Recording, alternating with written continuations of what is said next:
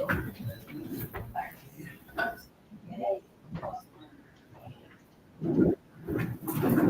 pessoal, tudo bem? Eu sou Thiago Leão, sou aluno de doutorado aqui do projeto. E eu trabalho de monitoramento, só que eu iniciei um projeto trabalhando com barreira no mangue. E, muito embora esteja só o meu nome do Lucas, esse trabalho de monitoramento ele começou bem antes do professor Jean Davi, muito falando do Dantas, do Vigano. E esse trabalho de restauração do mangue, né, que mostra essa mesma redonda, ele começa com as barreiras. Porque como é que você restaura o mangue? Você tem que parar de botar o mangue e tirar, limpar, para a planta poder crescer, para mesmo poder se restaurar, aumentar o número de tocas. Então, é um trabalho de muitas mentes e muitos braços, né? Então, eu vou falar disso ao longo da apresentação, mas, especificamente, esse trabalho do Funguio, que começou em 2023, salvo engano, ele foi após a gente colocar as barreiras em 2022, que a gente começou esse trabalho com a participação dos pescadores, que a gente levou materiais lá para a Vila Residencial, para a gente fazer essa construção colaborativa das barreiras. E quem foi já no mangue já consegue ver nitidamente as parcelas que são protegidas pelas barreiras e a diferença dentro da barreira e fora da barreira, a quantidade de planta dentro, a quantidade de toca de caranguejo. É muito animador você olhar, diferente da outra mesa que a gente só vê lixo, só vê só vê no mangue, a gente vê muito caranguejo, a gente chega devagar, a gente consegue ver os caranguejos todos se mexendo. Eu vou mostrar um vídeo depois de uma parcela já limpa, né, que a gente já fez 3 ou 4 ações de limpeza dentro dessas barreiras. A gente fez uma que a gente não colocou barreira e foi um desastre, porque 2 dias depois veio a maré e levou, encheu tudo de lixo de novo. Mas depois a gente fez as ações de mutirão de limpeza, com a participação dos pescadores também, dessas áreas protegidas, e assim tirou o lixo, a gente vê nitidamente como que a barreira funciona. O vídeo de monitoramento ele também funciona, para além da parceria que tem com o professor Eduardo, da gente fazer o estudo dos caranguejos, a gente antes teve que fazer o estudo da câmera, da bateria, do funcionamento da barreira, porque diferente da barreira do espelho d'água, que você coloca aí, ela fica sujeita às intempéries da hidrodinâmica e das correntes, dos ventos, no mangue ela fica no substrato. E no substrato ela sofre muito menos a ação das condições meteorológicas. Então ela sobe e desce com a maré. Então, a gente tinha que ver ela subindo e descendo. Então, a primeira versão da barreira era só feita com garrafa PET, e a gente conseguiu ver ela barrando o lixo, ela subindo e descendo com a maré. Depois a gente fez um aprimoramento desse aparato, com as rafas e o isopor dentro. Depois fiz outro aprimoramento, porque tinha que colocar saco, porque se rasgava a rafa, saía isopor e sujava tudo. Então, esse processo das barreiras, ele foi um processo que foi muito, não doloroso, mas ele foi penoso, porque tiveram muitos percalços, né? E assim, sempre com a participação dos pescadores fazendo as oficinas, né? Enrolando todos as rafas, carregando, fazendo transporte, também tem que instalando as barreiras no mangue também, porque é um ambiente muito inóspito, né? Principalmente esses mangues aqui do fundão, que ele tem uma quantidade de lixo absurda, como eles citaram, material perfluorocortante, você tem que ver a tábua de maré para você chegar lá, vai estar meio metro, não vai estar meio metro, em qualquer momento, não pode, você tem que ir num momento específico, você tem que estar com a EPI, é muito mosquito, é muito calor, então é um trabalho que o vídeo monitoramento e o sensoramento remoto, essas análises que elas não são tão em bloco, elas facilitam muito esse trabalho. Então eu vou falar sobre isso ao longo da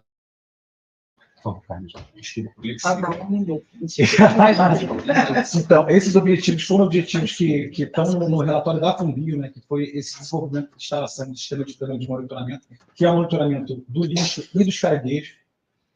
Então, assim, até a gente chegar nesse suporte, até a gente chegar nessa configuração de colocar uma bateria, isso a gente passou por inúmeros testes, porque você compra uma câmera dessa e ela fala que a prova dada, ela não é. Aí você coloca uma câmera que filma de noite, ela não filma. Você coloca, sabe? Então, assim, foram vários testes que foram feitos. Então, assim, a nossa planilha lá de acompanhamento, sempre é amarelo, porque nunca estava funcionando. mas depois a gente conseguiu fazer tudo dar certo, né? E um trabalho brilhante feito pelo Lucas, né?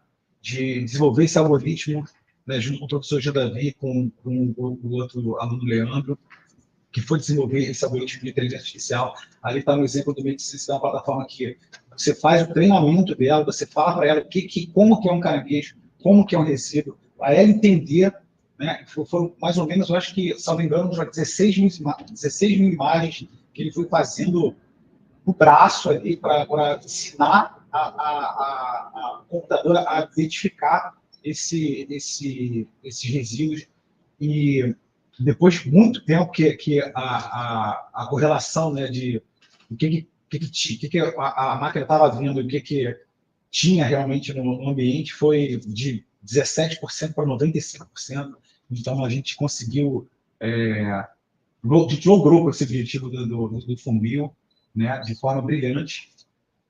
E com esse suporte também, a gente conseguiu melhorar eles da forma como a gente começou. Primeiro, o suporte a gente tentou enterrar no ângulo, não conseguiu. Depois a gente viu que a gente tem que utilizar a natureza para colocar ele. Então a gente coloca na árvore, que é muito melhor. A gente saiu de uma altura de 2,5 metros, que tinha que botar uma escada para uma altura de 1,80 m, que melhora muito a qualidade da imagem, né, para o próximo substrato.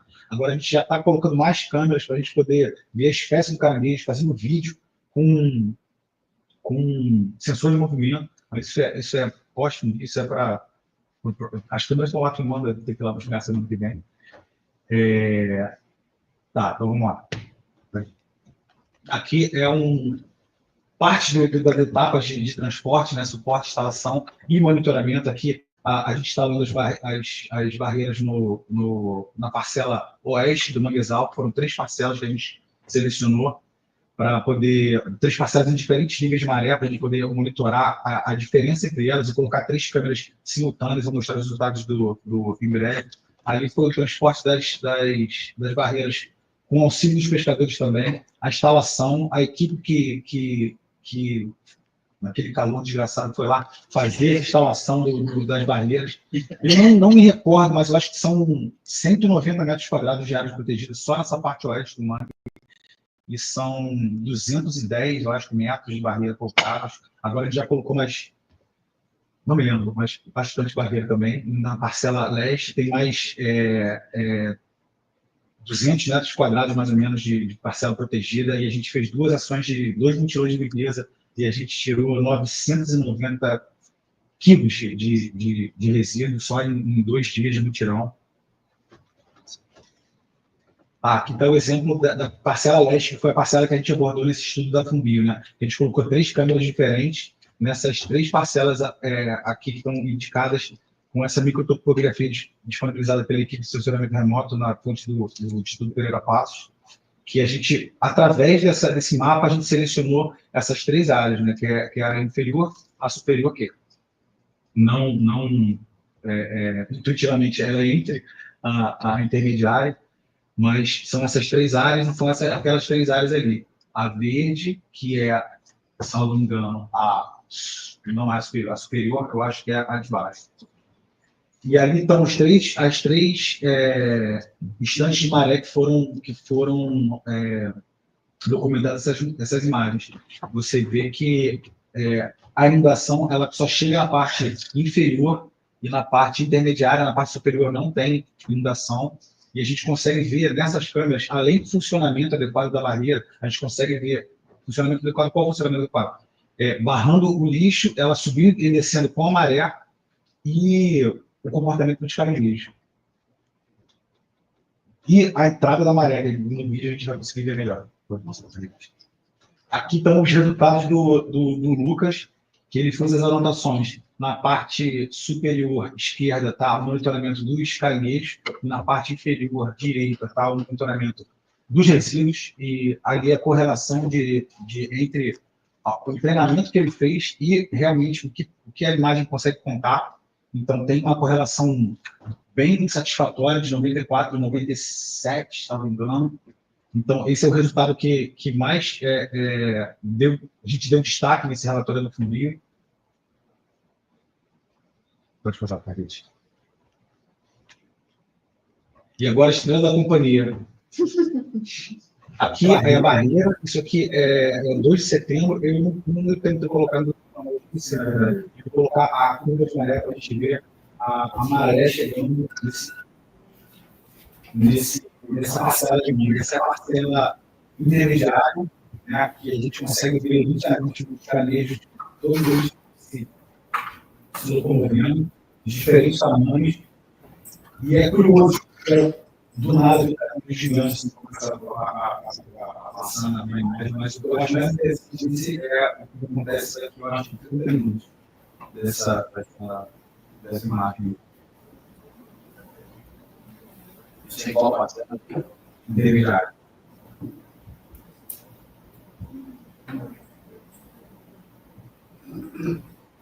E quando a gente compara, a gente coloca três câmeras diferentes, a gente vê a defasagem na área, como que ela vai para dentro no resal. E daí tem uma série de estudos para serem feitos, né, de hidrodinâmica, de defasagem, de assimetria, de comportamento bicho. Então, assim, é um material que pode ser muito trabalhado, inclusive a taxa de São Paulo da Investe da Inlex, que é o que a gente está fazendo, que é uma rota de luta, a gente pode fazer tudo, né? Inclusive vai ter uma campanha, provavelmente, em janeiro, de direção corrente. Ele vai colocar as câmeras para filmar, a gente poder pegar o vídeo e fazer isso uma missão na Seara de Bom Jesus, uma missão corrente.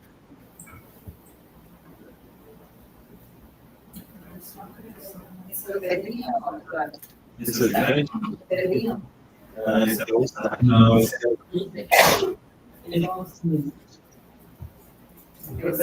eu quero pensar mais rápido, mas...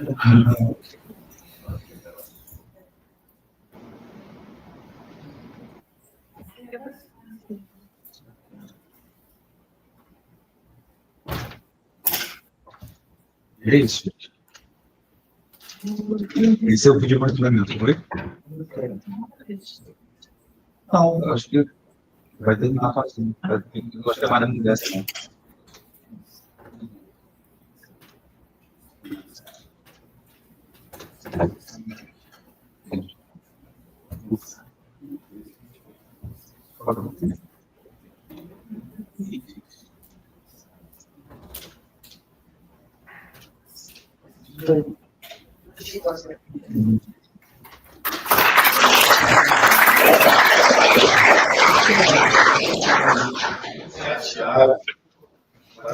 Professor Eduardo Almeida.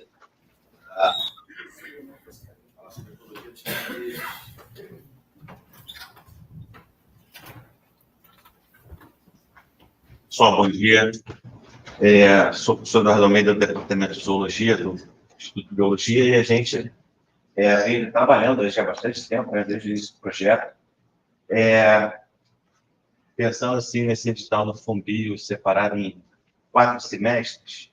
Os 3 primeiros a gente dedicou basicamente ao estudo das barreiras. E aí, como que é dentro e fora, qual é o efeito de limpeza, etc. E tal. E a gente continua fazendo isso. Vou dar uma palhinha no final sobre as barreiras, mas hoje eu vim apresentar um outro objetivo, que a gente pegou mais para o final do projeto, que ele estava incluído lá, que é basicamente falar sobre a contaminação dos caranguejos por microplástico.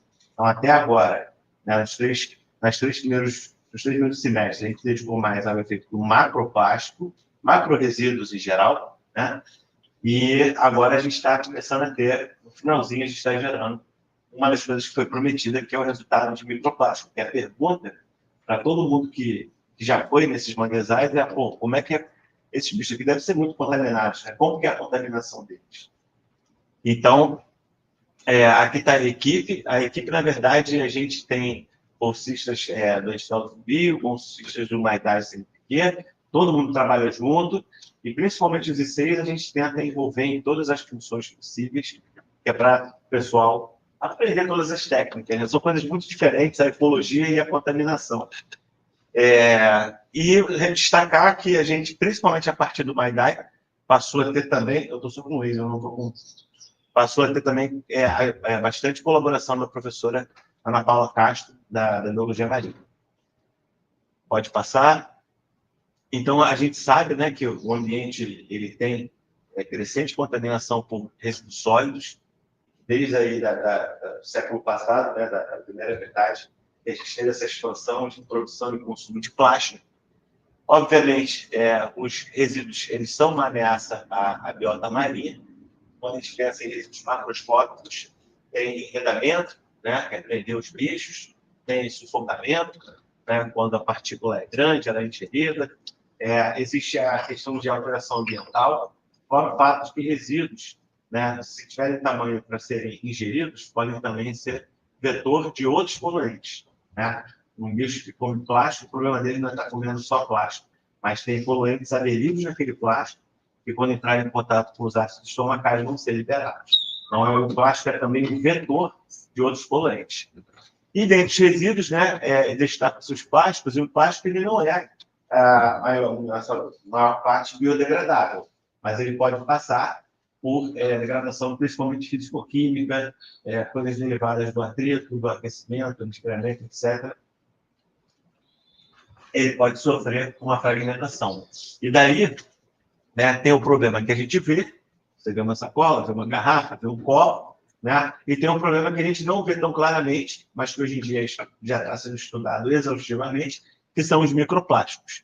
Os microplásticos eles podem ser fruto dessa degradação de plásticos que foram produzidos em escala maior, tamanho maior, mas existem também plásticos já produzidos pequenininhos. Né? A gente ouve falar de pellets, nibs, né? Às vezes são plásticos microesferas que são usadas em produtos esfoliantes, desde esfoliantes para uso cosmético até uso na indústria. Então, agora acho que as indústrias estão tendo mais atenção, mas existe um microplástico produzido já pequeno e aquele que é derivado de degradação de itens maiores. E esses microplásticos teve uma explosão de estudos nos últimos anos, né? Essa quantidade absurda de trabalhos feitos. Um dos problemas de muitos grupos no mundo começarem a estudar aquele mesmo tema ao mesmo tempo é a falta de padronização. Então, até a definição de microplástico, ela varia. Né? E a gente aqui vai tratar a mais popular, que apesar de não ser talvez a mais correta, mas que são os plásticos menores que 5 milímetros. A mais usada é falar que microplástico é menor que 5 milímetros, apesar de que micro é um prefixo que está muito abaixo disso. Pode seguir? Então, o que a gente espera no ambiente que tem esse aspecto? Né? É que, com esse tanto de plástico que vem para o manguezal, tem atrito com o sedimento, atrito com as raízes, né? Plástico se chocando, obviamente que os manguezais nesse estado são também fábricas de microplásticos. Tá? Então, infelizmente, eu não vou trazer esperança, espero uma expectativa, agora vai ser legal, mas eu tenho. Vamos lá. A nossa ideia foi fazer o quê? Caracterizar a contaminação por microplástico em 3 espécies de caranguejos do manguezal da Enseada de Bom Jesus. Primeiro, para a gente conhecer como é essa área, que a expectativa é que seja, de fato, uma das mais impactadas da Baía de Guanabara, mas também fazer o quê? Pegar 3 espécies, mas não assim tão aleatórias. A gente pegou 3 espécies com hábitos e tamanhos diferentes. Então, a gente consegue ter um desenho também, a gente também está gerando dados de como que o hábito alimentar, o tamanho da peça bucal, se o bicho cava ou não cava, como que isso afeta a contaminação dele. Então, é um dado acessório que a gente julga importante. Inicialmente, a gente tinha colocado entre essas 3 espécies o guaiamu, que é uma das espécies alvo do estudo. E aí a gente percebeu o seguinte, tem muito pouco guaiamu nessa área de Bom Jesus. Se eu fizer análise de microplástico, eu tenho que abater o bicho. Não dá para abater, senão eu fico com o pouco que tem, eu acabo. Né? Então, a gente trocou de espécie e a gente selecionou, na verdade, o uçá, que é um caranguejo também bastante importante, também comercial e de grande porte, o Goniopsis escurentata, chamado de aratu ou aratu vermelho, ou, esqueci, os pescadores podem me ajudar, o vermelho e preto do marinho. Tem guaiá. Também, não, aquele vermelho e preto com a pintinha branca, ele é chamado também de maré mulata. É ele, né? Então ele tem 3 nomes populares, maré mulata, aratu ou aratu vermelho. E ele é de médio porte e ele não escava toca. Acabei falando, correndo demais, né? O uçá, ele é grande, escava toca e come folha. O Goniopsis tem tamanho médio, ele não escava toca e ele é um oportunista. Ele come tudo que tiver disponível no ambiente, inclusive ele pode predar caranguejos menores. E o menor que a gente escolheu, uma espécie menor, é a Minuca rapax, que quando não é o mais abundante, na nossa área de estudo, é o segundo mais abundante, que é um chama-maré, que das 3 espécies é a menor, vai ter também menor peça bucal, né? E ainda é uma espécie que come matéria misturada ao sedimento. Então, é um bicho que passa o tempo todo pegando bolinha de lama, leva na boca, trabalha com... parece uns pentes, né, de cerdas e devolve aquela bolinha para o ambiente. Então, são 3 espécies diferentes. Como esse trabalho ele é muito complicado, a gente teve algumas questões laboratoriais, uns problemas operacionais, eu hoje não consigo trazer dados das 3, mas 2 eu consigo apresentar já alguma coisa para vocês. Eu quero passar aqui. Então, aqui, ó, eu não lembro dos slides que eu faço, peço desculpa. Né? Esse slide era para eu falar aquilo que eu falei, olhando para ele. Né? O chama-maré, bem menor, vive na lama e se alimenta de matéria misturada ao sedimento. O Goniopsis cruentata, né, que é o aratu vermelho, vive na parte do extrato arbóreo baixo, então ele geralmente está ali ou sobre o solo ou ele está nas raízes mais baixas. E, sério, nossa, viajei mais chateado. Ele come caranguejo, pode comer plântulas e também pode comer sedimento. Ele é um oportunista. Pode seguir? A gente coletou os organismos manualmente, fez sensibilização por congelamento, dissecção em condições controladas, para a gente poder tentar evitar o máximo de contaminação no laboratório. Se eu estou trabalhando com microplástico, imagina se eu não trabalhar no ambiente controlado. Eu vou encher minha amostra de contaminantes. Pensando nisso, né, a gente fez de obtenção de brânquia, estômago e intestino, por dissecção, e a digestão em peróxido de hidrogênio a 30%, que é tipo uma água oxigenada muito forte. E a gente usou brânquia experimental, que é pegar frasquinhos sem tecido, colocar nos mesmos lugares, o mesmo calomínio, o mesmo peróxido, para a gente ver qual era a contaminação que o nosso laboratório poderia estar contribuindo para aquela amostra. Depois foi feita a filtração a vácuo, em membrana milipor de 0,45 mica, e aí o filtro ele é levado para a microscopia. A gente está na fase agora, terminando, nas últimas amostras, a parte de microscopia. Então, cada filtro é investigado com um microscópio estereoscópico potente, e cada resíduo ele é fotografado, medido, para ser depois classificado. A gente vai tentar, pós-projeto, dentro do projeto não vai dar tempo, fazer identificação química do polímero. Depois eu vou conversar, vou ver se tem equipes que podem colaborar para identificar o polímero no próprio filtro. Né? Até agora foram 10 indivíduos de cada uma daquelas 2 espécies. A gente está na casa de 20 indivíduos. Até agora a gente já fechou a análise dessas 2 espécies, deu 619 partículas plásticas, né, que foram medidas e encontradas. Pode passar. E aqui, né, a gente tem em Minuca rapax, que é o chama-maré, aqui o Goniopsis cruentata. De cara, já dá para ver que a espécie que leva sedimento até a boca é mais contaminada. Né? E nas 2 espécies, intestino foi onde teve a maior concentração de microplásticos. E houve aqui uma diferença, né, de brânquia, estômago, né, o trato digestório do chama-maré foi mais contaminado, claramente, enquanto no aratu não teve tanta diferença entre partes do corpo, teve um pouquinho mais de concentração no intestino. Basicamente, o que mais se observou nessa área também tudo a ver com aquela quantidade de lixo macroscópico que a gente já conhece. O que mais teve foi fragmento. Então, a parte azul representa fragmento e a parte verde representa filamentos. Filamentos são geralmente tecidos sintéticos, às vezes petrechos de pesca que degrada com o tempo, mas eu acho que é mais têxtil do que qualquer outra coisa, têxteis sintéticos. Pode passar? Houve uma diferença, esse gráfico é super confuso, ele tem um sentido depois, né, de um tempo, mas houve uma diferença de cor. Né? Por quê? Uma espécie, que é o aratu, ele busca ativamente o que comer, enquanto que o chama-maré, ele bota esse sedimento na boca, ele não fica olhando a cor do que ele está colocando. Então, houve uma diferença de seleção de partícula por cor. Pode ser que, ainda é cedo, mas pode ser que para o aratu esteja a cor do substrato, desculpa, do microplástico, pode estar fazendo diferença, ele pode estar colocando propositalmente aquilo na boca, achando que é alimento. Tá? Então, teve uma diferença, né? Prevaleceu muito mais, lembrando que fragmento foi o mais abundante, né, nos dois, teve uma preferência aqui de vermelho, preto e marrom e verde. Né? Aqui foi muito mais marrom, que é o que parece mais no sedimento. Pode passar, já estou terminando. Em relação ao tamanho do microplástico, esse tamanho correspondeu ao tamanho da espécie. Né? Então, o aratu, que é maior, ele ingeriu partículas, em média, também maiores do que as ingeridas por Minuca rapax. Né? Aqui um exemplo de fragmentos e filamentos. Então, a gente viu até agora, com a nossa análise, que ela está coerente.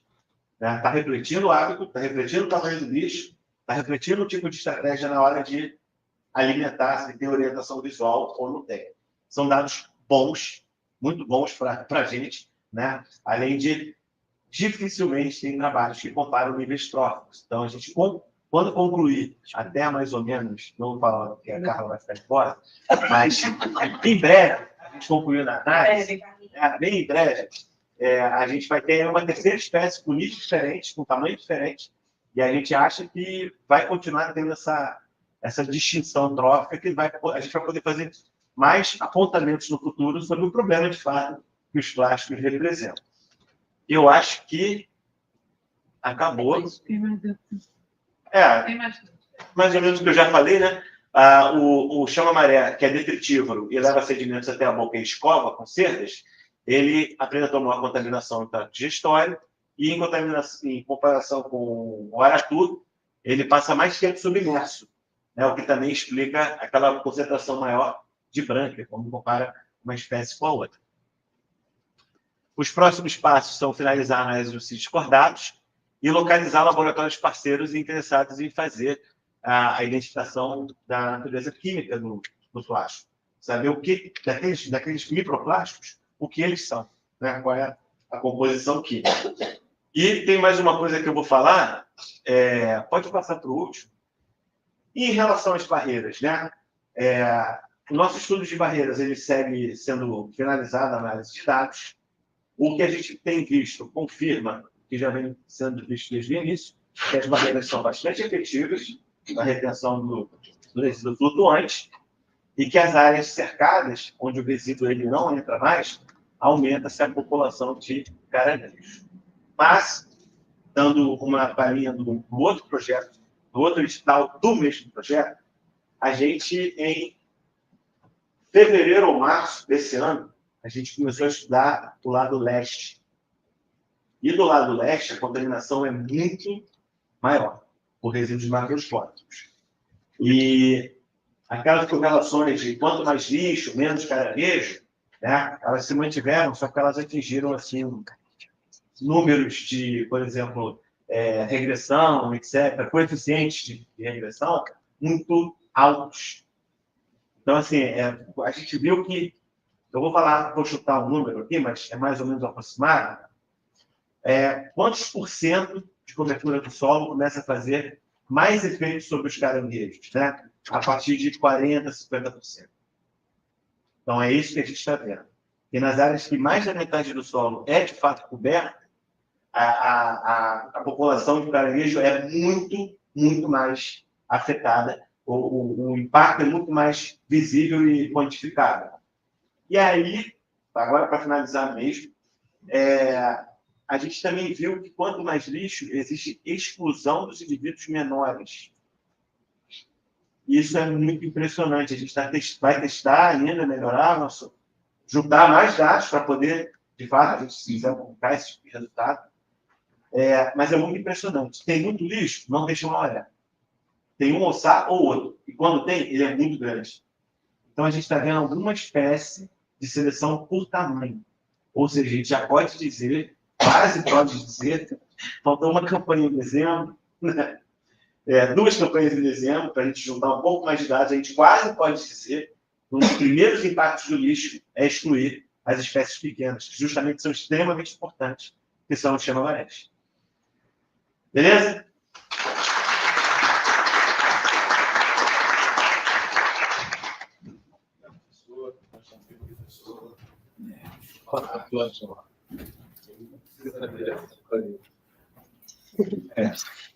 Sabia que eu precisava aproveitar. Bom, Marco Aurélio Lousada, biólogo também. Eu sou doutor em Ecologia, sou do Instituto Federal do Rio de Janeiro, que é esse Fzinho aqui no meio. A Clara trabalha comigo, ela nesse momento está fazendo prova de aula da licenciatura, então ela não pôde comparecer e acho que a menor equipe do projeto somos eu e Clara. Ela participa ativamente na licenciatura da Sugando, mas faz parte. O que está passando? Tá. Imagem aérea do drone da semana passada, toda essa área que é a maior parte do Bom Jesus, ele prossegue com 4 metros de largura do lado de cá, chega até aqui, mais ou menos perto do Eduardo. Esse trecho aqui é uma vegetação de restinga, que tem 2 espécies de restinga, e fora isso, o restante é manguezal, salvo assim. Essa borda aqui toda é leucena. Leucena leucocela é uma espécie exótica invasora naturalizada brasileira, mas é um problema dos nossos ecossistemas muito grande. Aqui é a área que o Eduardo comentou, mais suja. Então, isso aqui no chão granulado é cobertura de lixo. Então, essa é a opção mais impactada e ela tem um limite aqui, que é uma franja de areia, pode recuar que aqui, bem na beirada, é uma porção mais alta da faixa de areia, tem manguezal dos 2 lados, mas só as marés mais altas conseguem passar por cima. Caso contrário, toda a água entra por aqui e vai se distribuindo até chegar aqui no fundo. Então, quando a maré sobe, você vê o lixo sendo arrastado e ele vem dessa posição para cá e faz a farra que a gente comentou, que recobre todo esse material. Então, aqui já dá para perceber que existe uma cobertura vegetal arbórea no manguezal.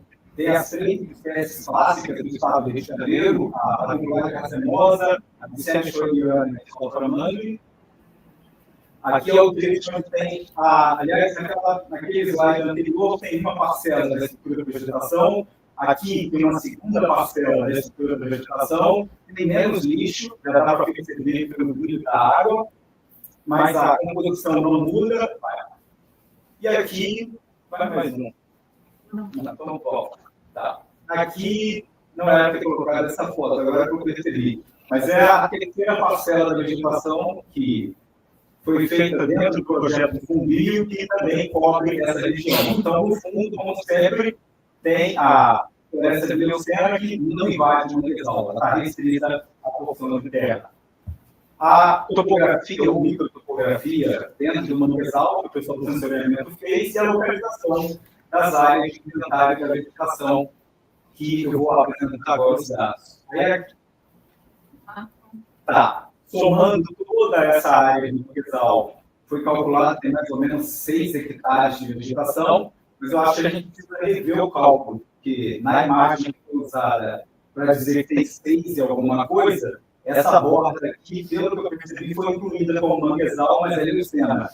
E é difícil distinguir as duas. Como aqui também tem esse efeito e o manguezal é do verdinho para lá. Basicamente, deve ter menos de 6, mas talvez entre 4 e 6. As 3 áreas onde foram feitos os inventários sempre foram 10 parcelas de 10 metros quadrados cada uma, então são 1.000 metros quadrados de amostragem nessas 2 áreas, que são as mais impactadas, e só deu para fazer 1.700 do lado de cá, e não tem espaço suficiente para colocar parcela, pelo menos não de modo seguro, já que essa borda aqui, você afunda até acima do joelho, então não vale o risco. Como o Thiago comentou, tem galhão, pneu, seringa, pino de cocaína para caramba, mas o pino não é um problema, o problema são os objetos perfurantes. Número de espécies não varia, 3 espécies estão em todas as áreas amostradas. A Vicente Choriana, que chama de nome preto, é quem predomina tanto em densidade como frequência, e, consequentemente, também responde pelo somatório das áreas basais. Então, se você pudesse somar 1,40 m de altura todas as circunferências das árvores, você teria isso que a gente chama de área basal. E essa área basal é importante para a gente poder calcular o volume do tronco associado à altura, mas também vai ser utilizado para apresentar o resultado referente a qual é o estoque de carbono presente nessa cobertura vegetal. É uma espécie que domina o manguezal, basicamente a Avicennia schroeriana, com 80% em qualquer uma das áreas que você visite. Aqui uma análise fazendo a demonstração das classes de altura e diâmetro. Então, classe de altura, nós temos árvores que chegam até mais ou menos 12 metros de altura, é uma altura estimada. Já tentei medir com o drone, mas é sempre o medo de bater o drone na árvore e ele cair, e não dá para jogar fora R$5.000. Então, a altura estimada máxima de 12 metros de altura, como havia comentado. A distribuição de altura de Avicennia, praticamente todas as classes de altura têm indivíduos, e como a Laguncular e a Avicennia são indivíduos praticamente raros, eles não preenchem todo o leque de categorias de classe de altura. Então, por exemplo, a gente não tem Laguncular com menos de 4 metros de altura. E a Laguncular é uma espécie que vai ficar concentrada principalmente nas áreas de substrato mais densos. Então, você tem a Avicennia em todos os ambientes, Rhizófora, principalmente na área da lama mais mole, e Laguncular já próximo ao platô, basicamente. As alturas são alturas acima da média da Baía de Guanabara, e na distribuição geométrica é o que fica a maior surpresa. Nós temos indivíduos que passam de 1 metro de diâmetro, e isso significa que esses indivíduos, apesar de não serem tantos, aqui dá para ver, tem 10 acima de 100, tem 7 entre 90 e 100, tem 9 de 80 a 90, eles jogam o estoque de carbono lá em cima.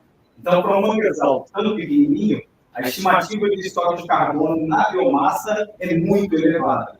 Só que, assim, a gente não vê muitos indivíduos nas categorias menores, eu diria que próximos desses maiores troncos, e talvez fosse necessário fazer análise, extrair o material dos troncos para verificar a sanidade deles, porque muitos dos grandes troncos têm quebrado. Não deixe esse levantamento foi feito, algumas árvores perderam 4, 5 metros do topo, ou algumas caíram realmente todas, e a gente perdeu indivíduos que tinham um estoque absolutamente elevado. Então, os dados apresentados aqui em conjunto das 3 áreas, a densidade é muito baixa, e aqui são os dados do Mário Soares, que trabalhou em outros manguezais da Baía de Guanabara. Nesse estudo, eu separei só aqueles onde predomina a Avicennia, não faz sentido comparar manguezais que predominam de Rhizófora ou de Laguncular com os manguezais do Bom Jesus, onde praticamente só teria a Avicennia representando todos os parâmetros. E aí chama a atenção, como eu havia comentado, a média de altura, 6,50 metros, com desvio de mais ou menos 3,5, e para a gente, não, para a gente as árvores chegam a 12 metros de altura, como eu disse, indivíduos com essa altura de 6, na verdade, não são tão abundantes assim, então eles são engolidos por uma floresta que aparentemente é mais antiga. Então, o nosso manguezal do Bom Jesus acho que justifica investir na remoção do lixo, não apenas por conta dos caranguejos, que são fundamentais para o funcionamento da parcela da vegetação, mas também por conta desse potencial de estoque de carbono. E, como havia comentado, o diâmetro médio dos manguezais da Bahia, em geral, são bem menores do que o nosso diâmetro médio aqui dentro do Bom Jesus. Então, no início até houve um questionamento: as árvores estão sendo medidas corretas? Eu falei, não, tem foto do vários, lá de várias delas, ela se esconder atrás da árvore e ninguém te vê. Porque não fazia sentido em uma região com árvores de diâmetro médio baixo, de repente você ter árvores de 90, 80, mais de 1 metro de diâmetro, mas elas estão lá dentro do manguezal. Banco de plântulas. Nas árvores não dá para notar efeito da poluição plástico, microplástico, nanoplástico, seja o que for, mas eu resolvi começar a avaliar o banco de plântulas. Então, desde 2023 eu venho acompanhando, hoje é dia 6, daqui a 12 dias eu vou lá de novo, E aí eu tenho áreas que foram cercadas com tela e áreas que não tem tela, então tem 6 metros quadrados, de 6 a 10 metros quadrados, onde tem cerca, eu acompanho desde 23 que acontece dentro do cerco, e tem áreas que são 24 metros quadrados, que não tem cerca, e a gente vai comparando para verificar o que acontece com os números. Dá uma impressão que os números não são tão diferentes, só que assim, a maior parte das árvores que chegam até hoje, das árvores, das plântulas, estão presentes desde o início do acompanhamento. Não, segue. Ah, você está querendo que eu corte. Não. Segue. Tá bom, está perto do fim, Mas é esse tempo da vegetação e depois, olha só, é a mesma coisa. Tá certo. Então, como eu havia comentado, nas áreas sem cercos, a renovação de plântulas é muito grande. Mas as plântulas não se transformam em indivíduos jovens que poderiam representar a substituição das árvores do futuro. Então, o cercamento, como já foi comentado pelo Thiago, pelo Eduardo, faz muita diferença para a recuperação do ecossistema. E cercar e tirar o lixo já facilita a elevação do número de plântulas.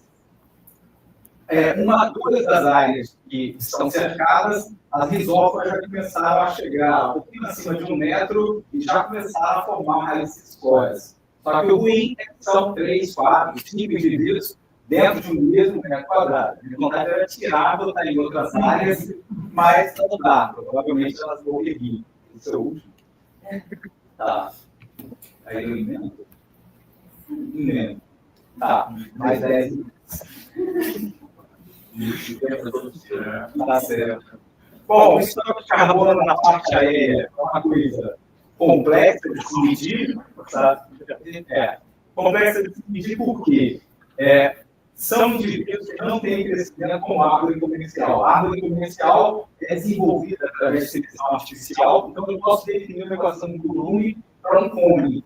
E a árvore comercial cresce obedecendo equações muito simples. Mas quando a gente fala em árvore nativa, elas não obedecem a padrões de crescimento, porque elas não sofreram seleção artificial. Então você tem que desenvolver equações alométricas que vão estimar qual é o volume dos indivíduos. E aí, como no outro relatório já havia comentado, o Gustavo Estrada e o Mário fizeram algo que é surreal, eles tiveram autorização, eles derrubaram as árvores lá em Guaratiba, eles fizeram um cálculo da quantidade de matéria em peso óbvio para todo o componente vegetal. Calcularam para caule, para tronco, para folha. Então, eles obtiveram equações que são muito próximas da realidade para Guaratiba.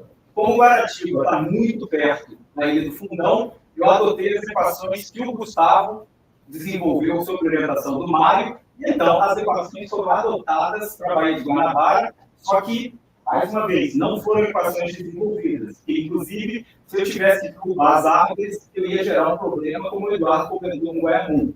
Uma questão muito pequena, não são tantos indivíduos assim, e destruí-los para fazer a determinação real da equação seria algo muito custoso. Mas, adotando as equações e levando em conta que existem dados estruturais diferentes, e aqui está, reserva biológica da Guaratiba, o diâmetro médio das árvores de 7,5 cm, para a gente, o diâmetro médio de 17,5 cm, temos uma variação muito maior do que lá em Guaratiba, só que, como eu havia comentado, o tamanho elevado das árvores é muito mais comum aqui no nosso Bom Jesus. A altura média ficou parecida, sendo que aqui no Bom Jesus tem as árvores de maior altura, como eu comentei. A densidade de troncos faz uma diferença muito grande entre o que você tem em Guaratiba, chega a mais de 4.500 árvores por hectare, e a gente aqui mal tem 1.000, nem chegamos a 1.000 praticamente. Então, para a gente, eu acredito que a quantidade de árvores de tronco elevado ajuda a diminuir a densidade das áreas, e aqui no Bom Jesus não é um marinheiro. A distribuição geométrica é bem diferente dos manguezais mais jovens. E a área basal ficou com valores relativamente parecidos. Não foi feito teste estatístico para verificar a significância entre os valores, mas na prática a gente vê que são valores parecidos. A área basal para Guaratiba, onde predominou mais Rhizophora do que para a gente, a micênia para eles corresponde a 31% e a gente chega a 94%. La Vincular, como eu disse, para a gente é muito pouquinho, para Guaratiba também, basicamente. Então, o nosso manguezal, a Vicênia, basicamente, e o que facilitou foi que o Gustavo e o Mário calcularam equações para cada uma das 3 espécies. Então, as equações que a gente aplicou no estudo foram desenvolvidas especificamente para cada uma das espécies, e até hoje eu não vi outro estudo com uma metodologia tão primorosa quanto a desse trabalho. O nosso volume de troncos em metros cúbicos para a Vicênia chegou a 33 metros cúbicos, apenas 1,5 metro praticamente para a Laniculária, e menos de meio para a Rhizófora, sendo que foram apenas 4 indivíduos que a gente obteve na amostra. Então, com esses dados, a gente pula para os cálculos, basicamente. Assim, aqui estão as equações que foram desenvolvidas, as equações alométricas. A gente vê que não entra em conta a altura, é apenas a área basal ou diâmetro ou altura do peito. Eles fizeram um teste com altura e diâmetro e eles verificaram que os resultados com menor dispersão dos dados ou com maior confiabilidade ou baixo são aqueles que levam em conta apenas a área basal e o diâmetro dos indivíduos. Então, a altura, que é algo que fez diferença para a gente, não entrou na equação, mas as equações são confiáveis, com certeza. Uma coisa extremamente importante para a gente, já que você vai falar em estoque de carbono, qual é a quantidade de carbono que está presente por unidade de massa daquela espécie vegetal. Então, todo mundo sabe que no planeta Terra, no lugar que tem vida no planeta, o esqueleto básico de todas as moléculas é o elemento carbono. Então, para a Vicênia shauriniana, são basicamente 45% de carbono por unidade de massa, La Vincular é 44% e Rhizófora 44% também. Então, tudo muito perto, digamos, de 45% de carbono. Aí, uma vez que você já tem uma estimativa do estoque de carbono, da quantidade de carbono por espécie, a gente aplicou nas equações e obteve, por amostra de estudo, valores que são muito díspares. Então, a gente tem área que tem 86 toneladas de carbono por hectare na estimativa, tem áreas que chegam a 247 toneladas de carbono, algumas chegam a 33 apenas, que foi o menor valor que a gente viu aqui, só que na média significa que tem aí 107 toneladas de carbono por hectare. Se nós considerarmos que o Bom Jesus tem 5 hectares, abrindo mão do fato de não ser uma área homogênea, a gente teria aí mais ou menos 500 toneladas de carbono dentro do manguezal do Bom Jesus como um todo. Para confirmar isso, seria melhor ampliar as amostras da estrutura da vegetação, principalmente nessa área alongada do manguezal, já que não tem dado nenhum naquela região, para a gente ter uma ideia se é uma área que é homogênea com o restante que foi amostrado ou não. Então, nós temos aí uma média de 107 toneladas por hectare e valores que oscilam entre no mínimo de 33 até 247 toneladas. E, quando compara com os dados lá de Guaratiba, a diferença é muito grande. No estudo de Guaratiba, a menor estimativa que eles fizeram teria um pouco menos de 1 tonelada por hectare e a maior estimativa seria 179. Então, o nosso manguezal, aparentemente, ultrapassa uma estimativa que foi feita pelo manguezal de Guaratiba. Só que, assim, o manguezal do Bom Jesus não é um manguezal funcional, saudável, como deu para perceber. Se é ecossistema, não tem como abrir mão da fauna, então não tem como considerar que os valores tornam esse manguezal, digamos, uma pérola apenas. Eu diria que a gente precisa investir em mais barreiras, remoção de lixo e talvez enriquecimento do manguezal trazendo material genético externo, que é uma possibilidade também. A bibliografia, não tem como deixar de citar, não conheço Gustavo Estrada, só conheço o Mário.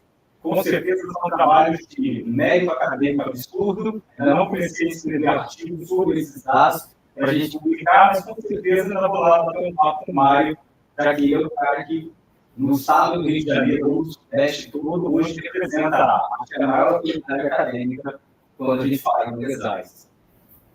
Sobrou tempo.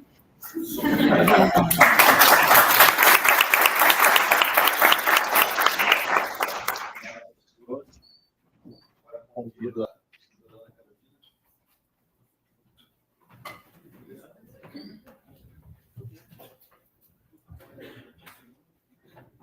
dia. Meu nome é Carolina, sou associação científica da UFE. Esse trabalho que a gente vai apresentar aqui hoje busca falar sobre a acumulação de carbono no sedimento, né, do manguezal do Bom Jesus. E aí tem orientação também do professor Rodrigo Chakra e do professor Humberto Maior, que infelizmente não, por conta de outros compromissos, não conseguiram comparecer. Pode passar por favor. Bom, a gente, né, como pesquisadores da área de manguezais, sabemos da importância, né, dessa reserva ecológica como consumidores, principalmente considerando o contexto atual.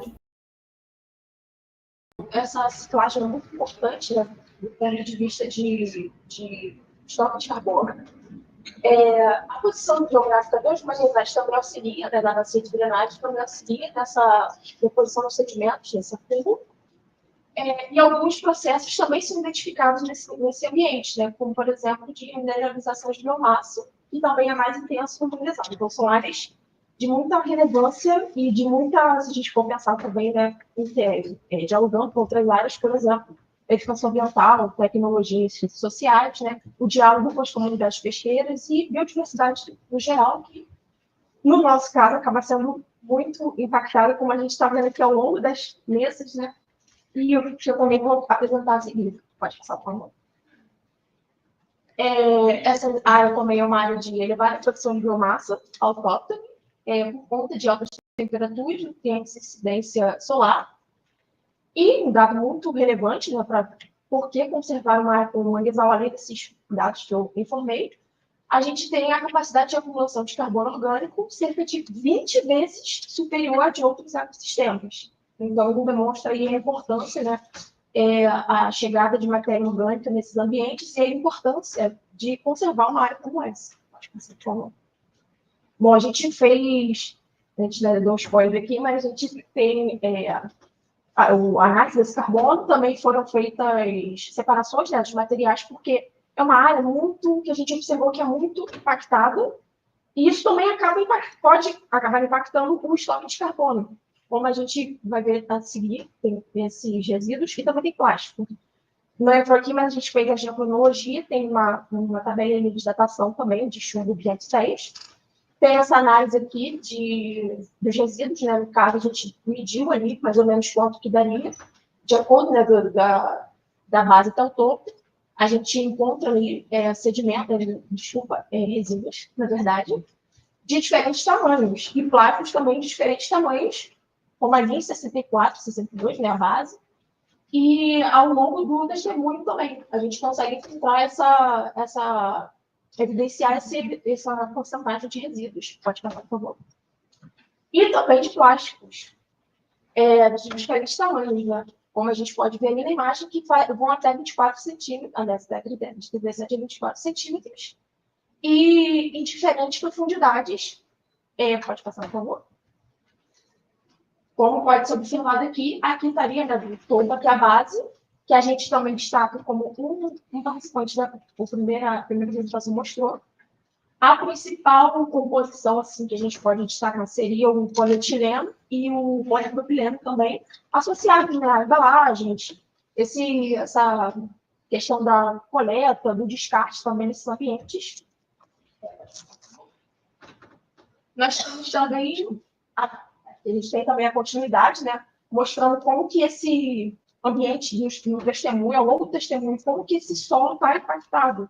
Então, como que a gente vê essa deposição de plásticos ao longo dele aí, que começa mais ou menos por volta dos 30 centímetros, 30 centímetros, começa do topo até os 30 centímetros, a gente tem essa deposição de plásticos ao longo do testemunho. Pode ir, passa para botar. Aqui, desse lado aqui, tem, né, os nossos resultados, que seria, não sei se dá para ver, mas é a densidade aparente, da primeira coluna. Em seguida, a gente tem o carbono orgânico. A gente tem a densidade do carbono orgânico também, o estoque de carbono orgânico e o carbonato de cálcio. A densidade, né, acaba sendo influenciada por quê? A partir de 55 até 36 por volta ali, a gente tem um acúmulo de areia muito grande nesse ambiente. O Volta ele começa a partir de mais ou menos 69, 70, pelos nossos resultados. Então, a gente tem, a partir desse momento ali, o que acaba trazendo um impacto na biodiversidade, que acaba aumentando, né, nesse espaço onde tem areia, que seria ali com de 30 a 50 centímetros. A gente tem uma porcentagem de carbono orgânico identificada nesse solo por volta aí dos 18%. Então, normalmente é associada ao topo, por ser uma área, né, de maior deposição de matéria orgânica chegando, a gente tem esse valor muito alto que é identificado. Áreas, por exemplo, como o Guapimirim, até mesmo em outros continentes, como os manguezais da Austrália, não apresentam a quantidade de carbono orgânico que o manguezal de Bom Jesus apresenta, dentro do que a gente obteve de resultados. Então, a gente tem essa necessidade aparente de carbono orgânico, a necessidade de carbono orgânico ali, mais ou menos, aumenta conforme a gente se aproxima da base. O carbonato de cálcio, que acaba ficando ali maior naquela área que começa o plástico, que é por volta de 30 centímetros. Mas, assim, o resultado assim, mais impactante seria, no caso, o de carbono orgânico, que cerca de 18% é um valor muito alto. Normalmente, ele é abaixo de 10%, pelo que a gente encontra na literatura. Então, realmente, foi um valor muito significativo. Esse valor poderia estar associado a um ambiente muito alterado pela ação antrópica. Então, ele poderia estar associado com a poluição, só que não deixa de indicar que ele é uma área muito relevante do ponto de vista da conservação. Porque mesmo ele sendo uma área pequena, ele consegue estocar, né, esse estoque, ele consegue estocar essa quantidade de carbono dentro do seu tamanho ali, do seu limite. Pode passar, por favor. Aí aqui foi um cálculo, né, que deu 858,57 megagramas nessas toneladas, que foi obtido. Aqui tem mais detalhes, né, sobre esse cálculo, que foi multiplicado pela área total do manguezal. Essa média de carbono orgânico seria 133,59 toneladas por hectare. E aí, com esses valores, né, a gente consegue ver a contribuição, mesmo que ele tenha uma quantidade muito significativa de areia, que a gente ainda não sabe exatamente a procedência, a partir de 70, especificamente, que normalmente a areia, né, acaba diminuindo a concentração do carbono, porque questões de porosidade, e então acaba diminuindo essa composição do carbono no estoque. Mas mesmo assim, a gente tem valores muito significativos. Então, isso indica para a gente que ele precisa ser conservado, porque se ele for realmente, né, por questões antrópicas, pela atividade antrópica, ele, de qualquer forma, se ele estiver no estado que ele está, ele vai ser um emissor de gases de efeito estufa, não apenas no manguezal, né, como a gente tem verificado, mas para a Baía de Guanabara, considerando, né, todo o contexto onde ele está localizado. Então, esses resultados aí conseguem demonstrar para a gente a importância da conservação desse ambiente e como que, né, impacta esses valores de carbono dentro do que a gente conhece da literatura.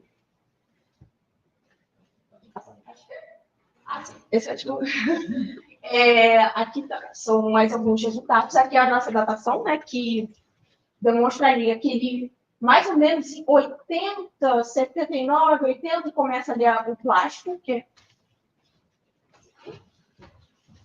aqui a gente tem esse começo aqui, até essa acumulação de plástico, mas mesmo com essa acumulação, com a questão da areia e dos resíduos sólidos, que a gente assume que é de construção civil, né, que pode ser de origem pela construção civil, mesmo assim a gente continua tendo um estoque de carbono muito considerável e apontando aí a importância desse ambiente para conservação e ainda mais considerando o contexto global, né, de mudanças climáticas e a importância dos manguezais na acumulação de carbono. Eu agradeço, muito obrigada pela atenção.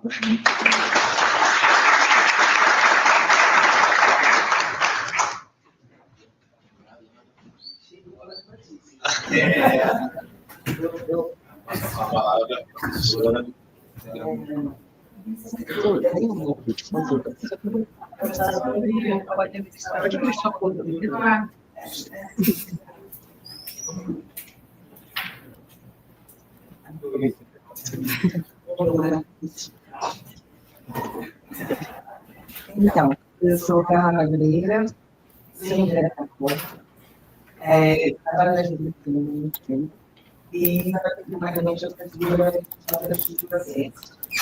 O objetivo principal do nosso projeto é o desafio da pergunta. O desafio da pergunta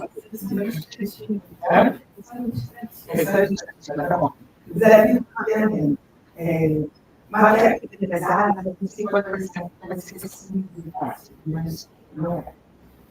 Dados necessários para uma matéria pesada e conseguir perceber diferenças são dados caríssimos e muito raros de ser.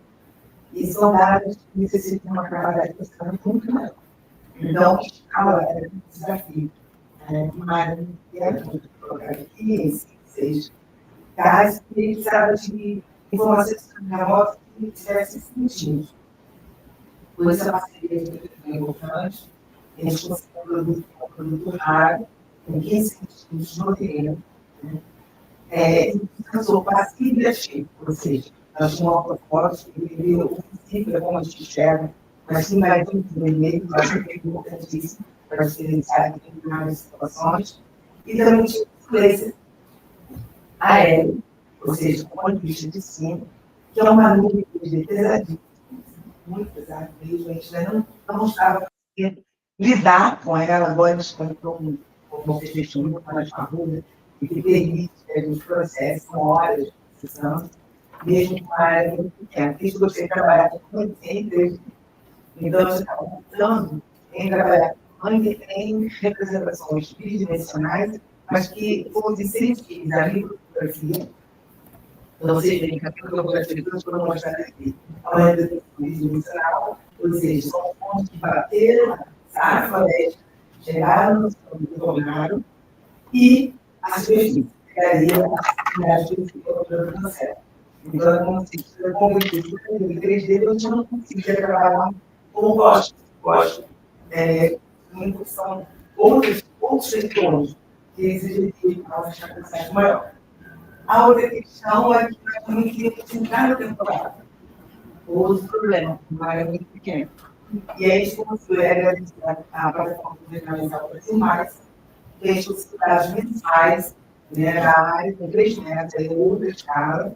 A gente não trouxe esses resultados, porque muita carne, mas a gente está trabalhando com essas assinaturas mensais, para entender também um pouco desse comportamento. Só que aí antes de depois, que esses dados eram em 2019. Os dados da prefeitura de 2019. E acabamos ontem de conversar com eles, já ficaram prontos os de 2024.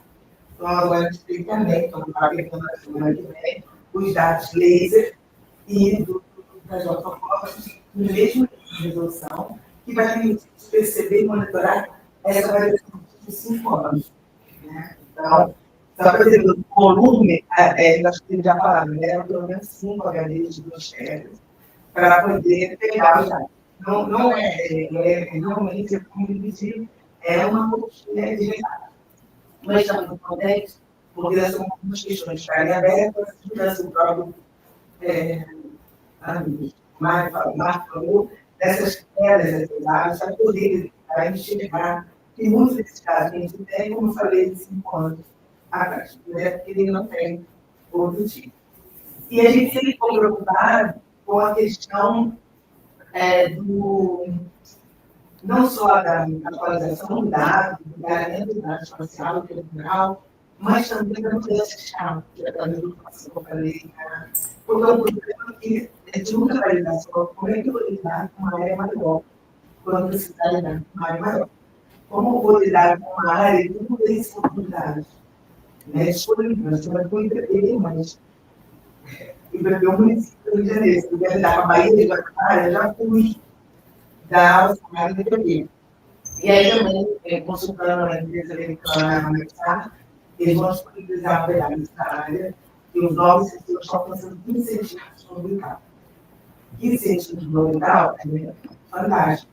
E se você não uma relação forte, pode ser que responda uma solução que não está, que não fique presa apenas a uma questão de levantamento por avião ou por drone, tudo isso, porque isso realmente é uma pessoa que consegue ganhar com isso. Isso aqui é um exemplo quando a gente trabalha.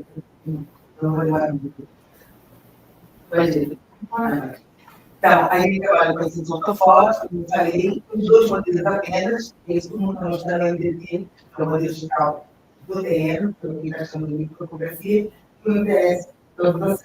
Mas, como eu falei, o potencial está muito maior que isso. A gente poderia tentar investigar o que está acontecendo abaixo de você. E também a questão, que ainda é primária, levantamento de dados investigativos, e vamos todas essas áreas do Inframed e do FUPRA para verificar a diferença da CM, como já a razão de que ela é muito mais abundante, e estamos fazendo assinaturas de nos fisicamente sobre a saúde dela, em cada uma dessas situações de gasto, então, elaborar. E a gente está tentando comparar o KMG agora em ano, para comparar com a nossa como isso se comporta em condições assim.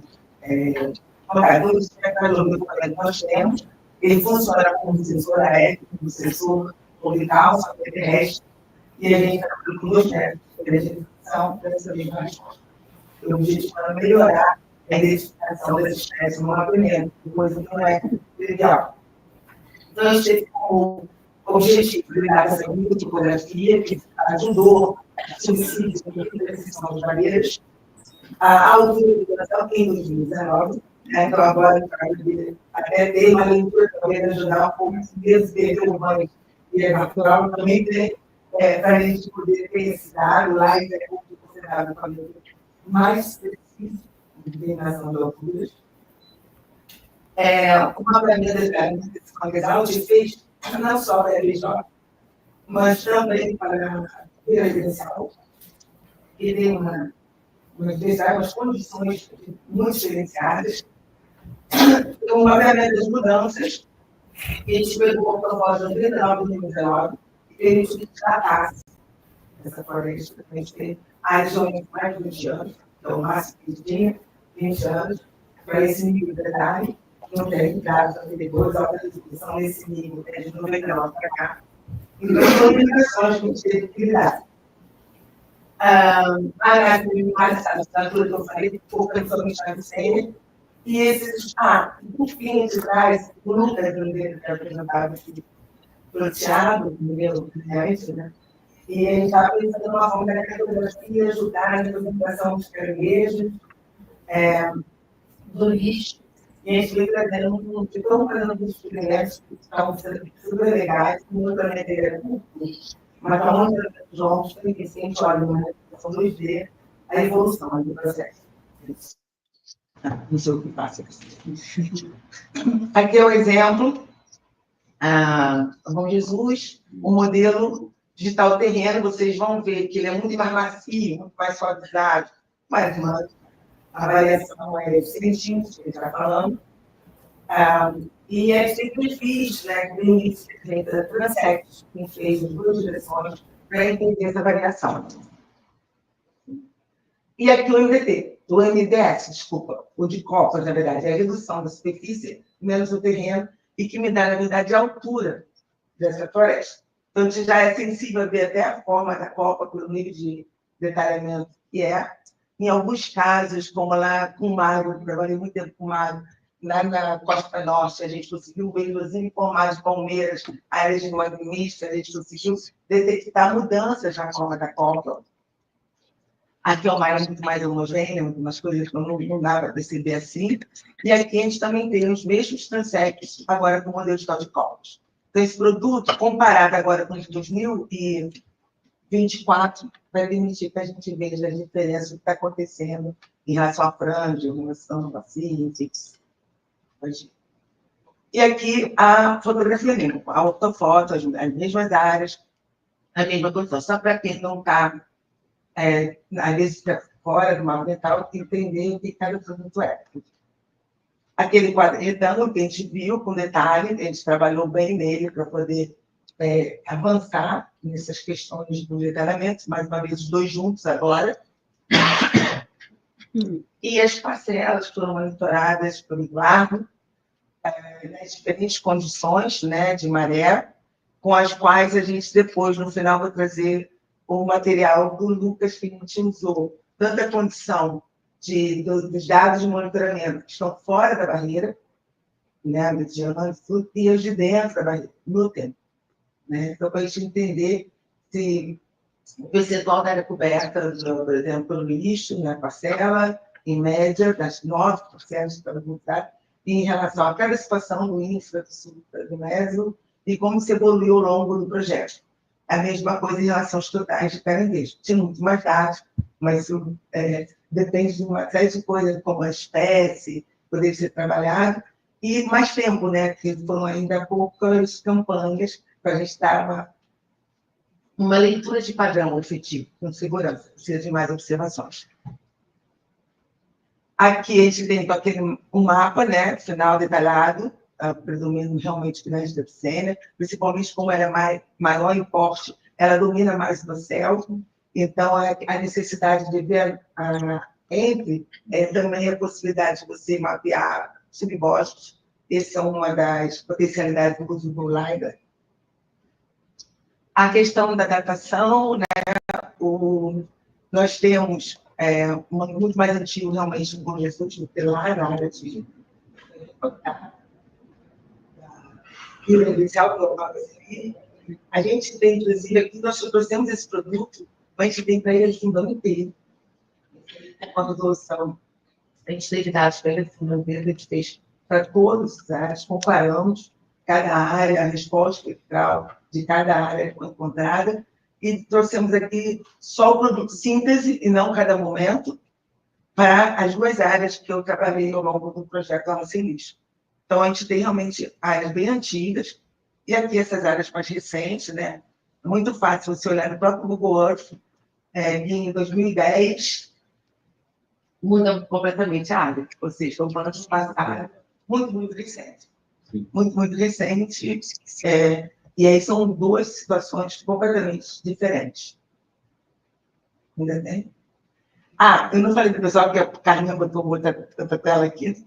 Então, deixa eu só, antes de falar, eu esqueci de falar no início, mas o Guilherme está ali, que trabalhou com toda a parte temporal. Então, nós tivemos de bolsistas 2 iniciação científica, de Guilhermes, né, o Chair e o Machado, e o Felipe, que é um doutorado que já defendeu agora, que o doutorado não pôde estar aqui.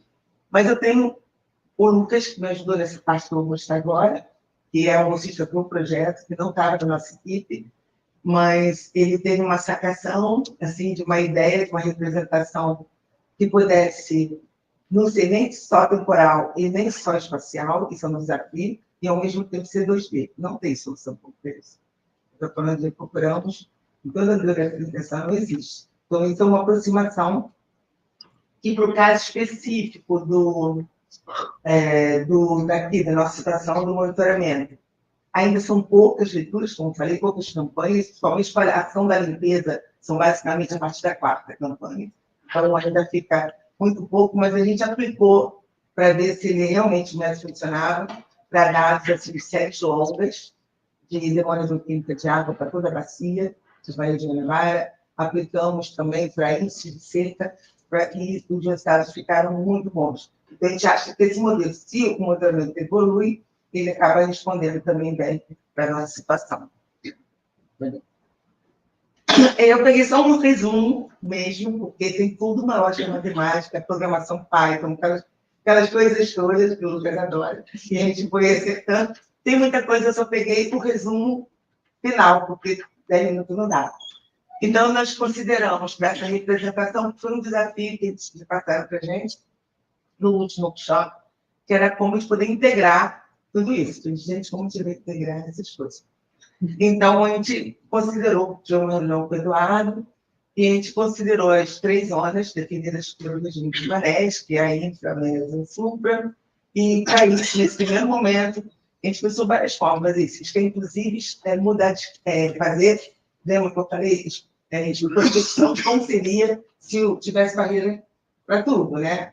Mas isso ainda não foi feito. Então, nós temos 3 locais, a gente considerou o ponto médio das parcelas que foram colocadas nesses locais, que significa 3 diagramas do meu mapa. A gente tinha 6 campanhas, então são 6 campanhas, nós vamos usar uma pizza temporal.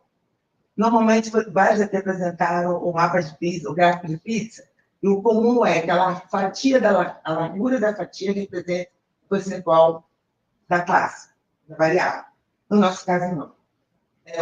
Nós usamos a largura da fatia constante, representa o tempo. E as cores representam a variação da variável do tempo.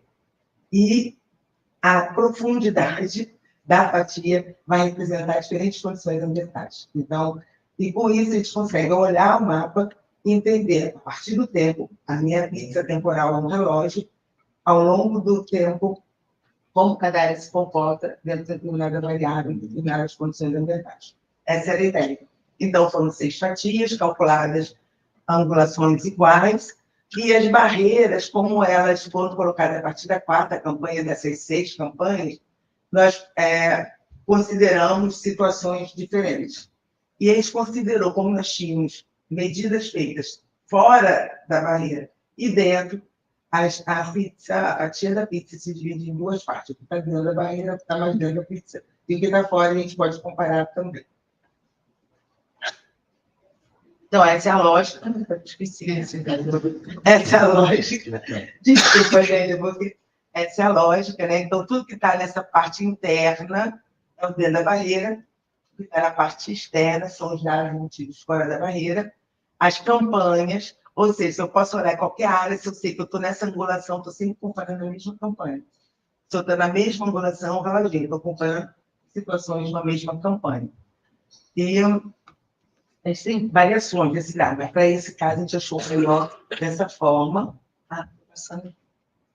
Aqui. E aí, esse é o primeiro levantamento. Então, a gente tem as tonalidades, conforme quando verde por vermelho é a pior situação. Então, a cobertura de resíduos, quanto maior, pior, para dar uma olhada.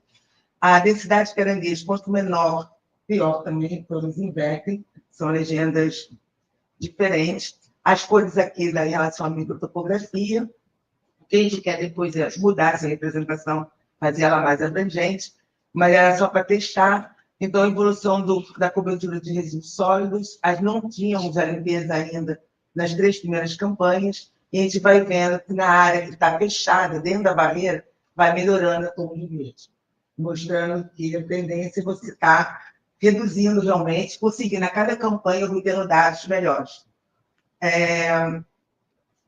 Isso acontece aqui para cada situação, né? O infra, o supra e o MES. Então, você pode comparar as diferentes situações e o reloginho no tempo, mostrando que sempre, ó, dentro da barreira protegida, as cores vão melhorando.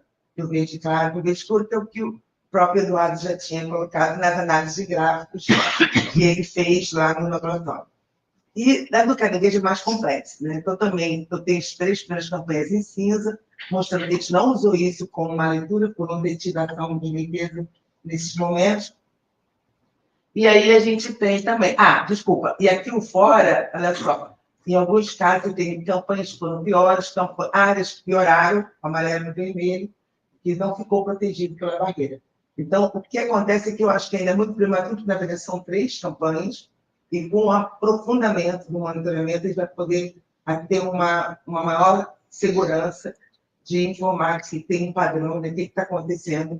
Tudo indica que realmente. E nos caranguejos também a mesma lógica, a parte interna, a parte exposta, a parte protegida, e essa colocação. Então, a gente viu, só trabalhou com totais, então a gente não trabalhou com surgimento, até o Eduardo não conseguiu, acho que, enviar das espécies, né, da variação. Mas eu acho que é um primeiro abordagem. A proposta aqui não é fazer análise é para o especialista, é tentar colocar instrumentos, nesse caso aqui, de cartografia, e a ideia é projetar depois. Essa informação seria, na área total que a gente tem de infra, Na área do tapete tem de supra, em metros quadrados, porque aqui a gente divide por metro quadrado, e a gente pode estimar, se quando tiver área toda protegida, o que a gente pode encontrar de caranguejos na área, o que pode encontrar, fazer uma projeção de cenários também. É isso. Então, a gente traz uma abordagem aqui de mapeamento, que era o tipo de uma área muito visível, para tentar.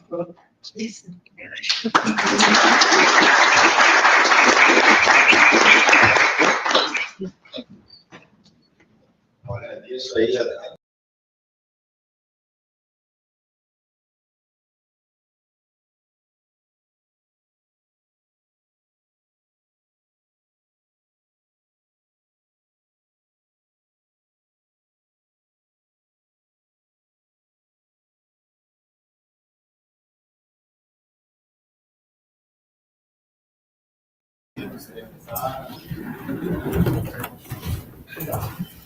A pergunta veio para todos e o pessoal que eu achei os resultados, os primeiros 3 apresentações mostraram resultados na mesma linha, na mesma tendência de aumento de acúmulo de carbono.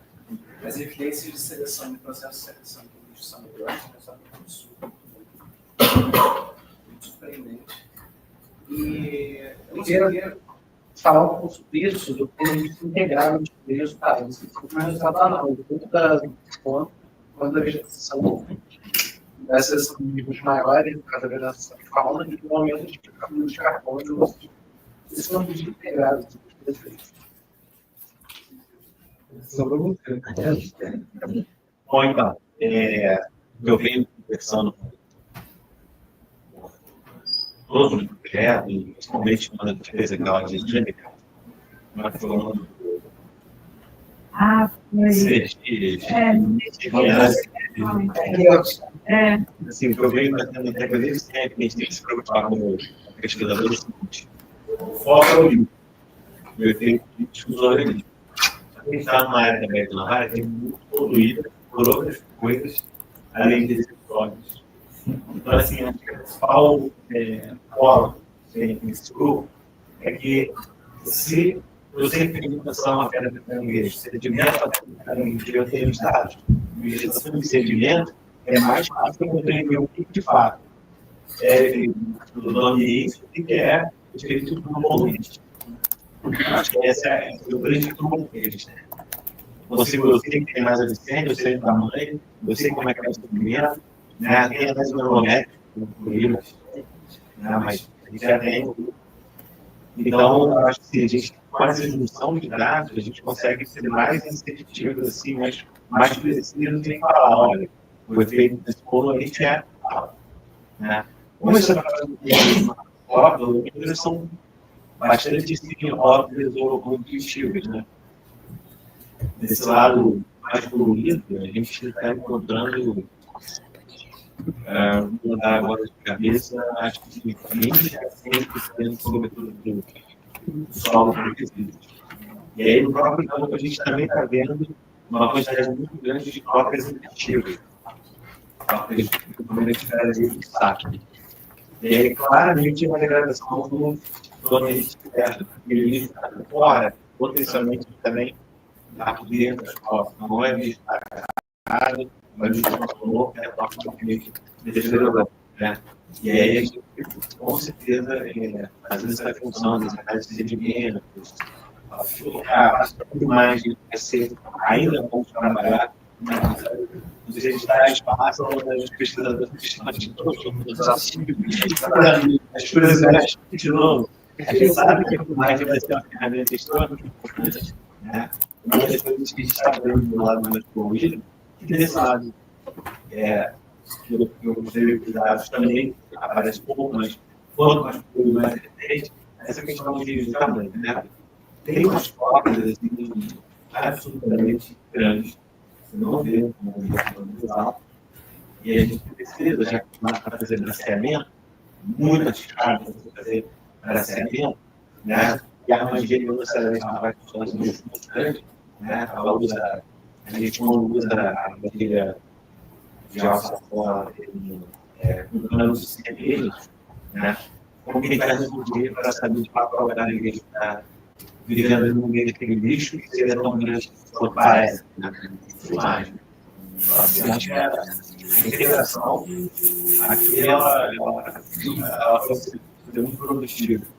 E essas pessoas gráficas, pessoas que estavam desenvolvendo, são maravilhosas. Né? Acho que tudo isso junto, a gente está com um potencial muito grande para fazer apontamentos, né? De fato, como poluentes prejudica e o que acontece quando você remove esse resíduo, esse componente. Tem uma pergunta para fazer, não sei para o seu carro. Agora, você está vendo esse estudo sobre o plástico, né? Cara dele. Porque esse tipo de situação, hoje a gente fala ali. A gente tirou, apareceu. A gente sabe, não teria, né? Você consegue explicar se existe alguma interferência na fisiologia, no crescimento, do caranguejo, em relação ao plástico? Por enquanto, não. Mas nós temos alguns dados populacionais, a gente pode fazer uma comparação, saber o nível de relação da população, e fazer uma comparação de ritmo de crescimento, tamanho médio, enfim, também por enquanto para quantificação, assim, instantâneo que tem, essas populações do chão tem uma exploração muito alta. Só perde o trabalho da Indonésia, mas quando você olha, o trabalho está feito errado. Então, assim, os termos adequados, eu acho que a gente traz os dados do bicho. Por enquanto, mais contaminado do Sudeste do Brasil.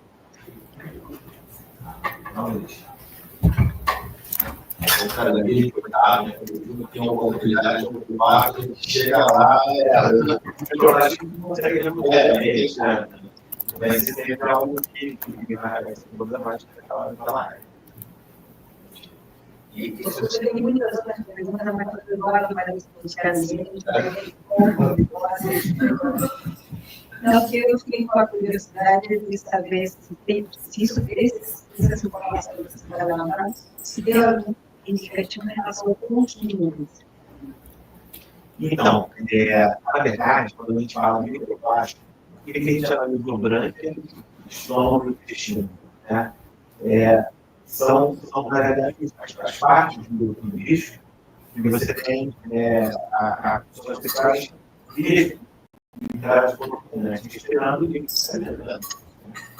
O microplástico, internamente do caranguejo, para ele se deslocar, ele para o pâncreas e para os músculos, é bem mais difícil. Só se ele ficar na escala de microplástico. Então, em termos de consumo humano, a gente ainda não tem como pontuar, tem que fazer evoluir canais de nanoplástico. Não se músculos, não podemos expor o pâncreas, né? Exatamente por isso. Porque a gente já sabe que os equipamentos que a gente expõe, eles são microplástico da permanecer bem, mas o nano, não. Mais um projeto. É algo a se pensar. E agora, assim, eu também não falando de depressão, mas por que você falou de como intestino? Quer saber também a depressão. Vamos ver o caso que o Pérez vamos mostrar aí essa semana. Ele que fala mais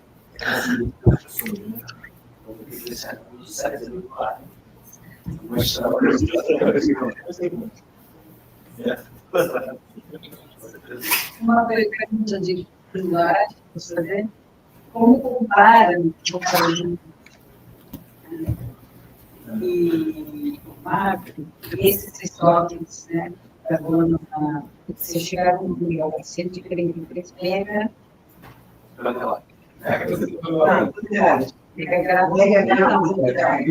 sempre fica 3 toneladas e 500 toneladas.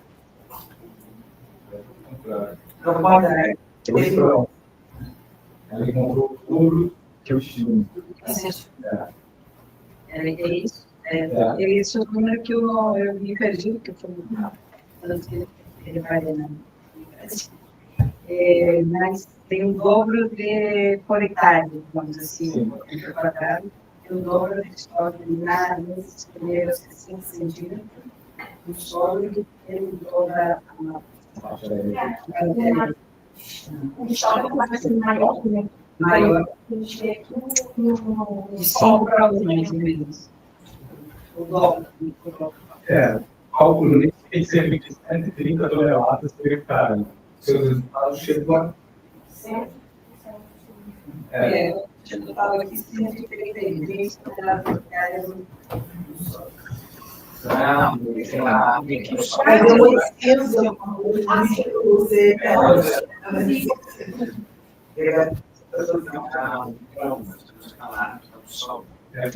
quando eu falo na perto do centro, tem uma questão inteira, com plano de sem trabalho. Isso vai dar, dois para uma diferença. Só que mais um investimento do que na parte viva. Da parte viva, presente, ainda a parte é mais volume, digamos, porque pode cair um raio, o vento pode quebrar, o vento pode estar com um parasita interno, o crime pode quebrar, e aí vai devolver para o ambiente. Uma parte que provavelmente é investimento, mas parte vai ser liberada na atmosfera da discussão. Até para falar uma coisa, as árvores mortas são contadas, feitas, não mortas, porém, em pé, não são consideradas de cálculo. O contabilismo, porque as equações usam diâmetro, não consideram a altura. E aí, se tiver de ideal acima de 1,40 m, você também coloca na conta. Quando ela cai, você já não faz a conta. É muito difícil calcular ela na lama. Não cai, não cai de justiça.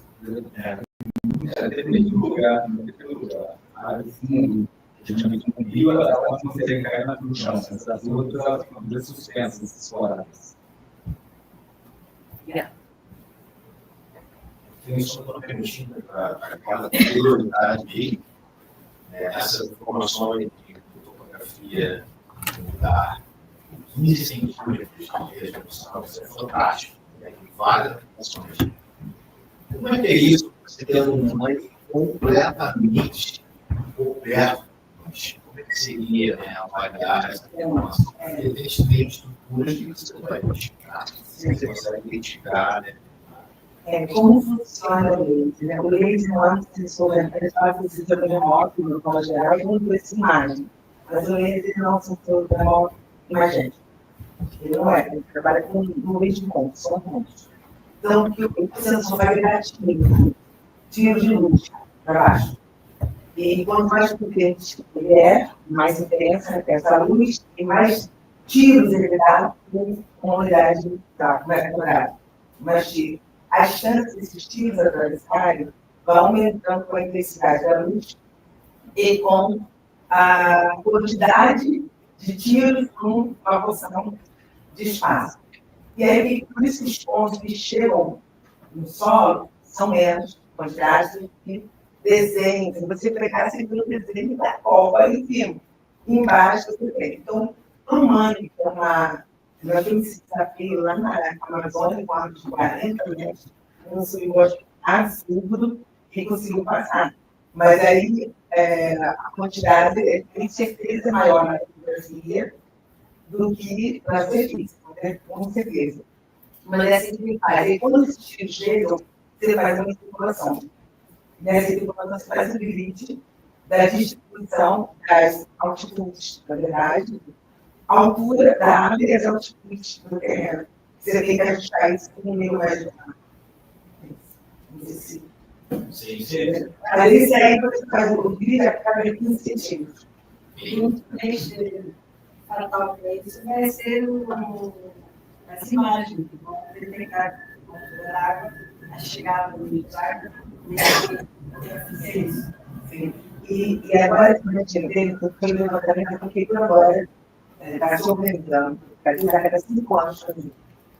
Então, isso permite que não só o analismo, eles estão medindo os jardins, vai ficar um mapa onde já foi criado no museu, aqui para a área de polícia, que a gente tem, que falar dos jardins e as conversões mais alturas de prédio que estão sendo feitas. A sensibilidade é algo que não dá mais. Mudaram a sensibilidade. Então, realmente, Então, um caso, quando a gente pode usar, é muito aberto. Não dá água, são milhões. Então, nesse aconselhar com a academia, é importante. Gosto de citar os que eles vão ter sido. Obrigado.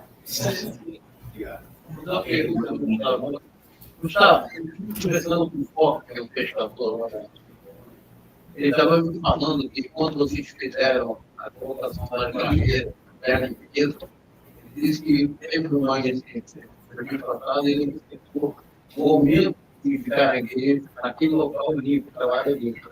E aí, né, quando ele estava trabalhando, a gente não observava o dia, não conseguia ver na carregueiro devido a plástico, aquela então, hoje essa limpeza, eu queria saber se esses cargueiros entraram para lá, ou eles já estavam ali, ou se eles estão vindo de outros lugares, trabalhinho.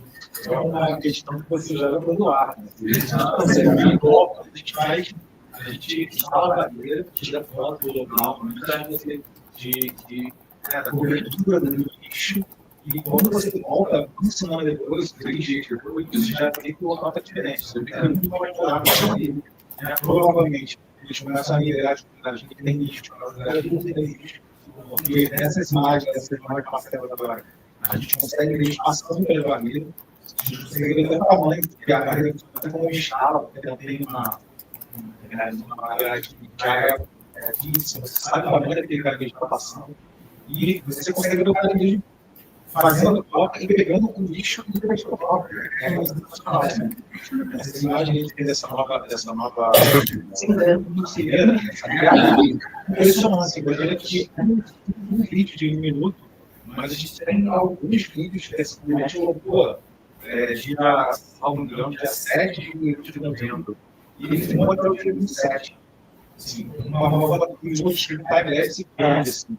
Então, é muito mais para analisar. E assim, a gente olha períodos, vamos analisar essa entrada de área. E aí, nesse minuto, você conseguiu o cara dele tudo passando pelas barreiras e interagindo com todos. Então, tem troca de específica para o cara dele, tudo isso. Então, esse é o questão do vídeo, né? Que a gente vai analisar. Próximo. Você consegue ver uma qualidade de cara dele. Eu só estou falando da praia. Não Jesus deveria dar como tem 2 deputados possíveis para caranguejo, né? O que eu posso dizer que é meio instantâneo, é você limpar a área dos caranguejos que estão próximos, dependendo da área mais suja, eles migram, não aumentou a quantidade de caranguejos, eles se moveram para a área limpa. A longo prazo, se as condições estiverem boas, aqueles que estão vendo ali, estiverem reproduzindo, dando certo, a população pode virar aumentar. E o caranguejo, para você aumentar de fato a população, ele depende de chegada de filhotes pela água. O filhote do caranguejo, para uma lá, aquele que tem lá, depende de chegar na área. E quando eles estão boas, melhores, ele tem mais chance de sobreviver e crescer. Então, não existe um movimento rápido, é um processo de meses, que também dependia do ritmo reprodutivo de cada espécie. A recuperação de uma maré é muito mais rápida do que a do sapo, que agora reproduz só uma maré por ano. Né? Então, assim, uma das coisas boas do projeto é que a gente também está fazendo um acompanhamento ao longo de vários anos. Né? E a gente vai conseguir, com o passar do tempo, ver esses resultados com longo prazo. Agora, o resultado instantâneo, a gente vê com tranquilidade. Dá para ver os caranguejos atravessando a barreira, de alguma forma, deve ser possível, eles percebem que uma parte que era coberta, o lixo, agora está mais livre. E eles miram para essa parte mais livre. Nas filmagens que você vê nessa área, eles andando, a gente viu, né, lá, o pessoal com números de toques, assim, eu estou absolutamente. A gente não vê eles, a gente na nossa coleta ativa, dois a última vez, mas tem muito. Acho que rolou a. Não, vocês estavam muito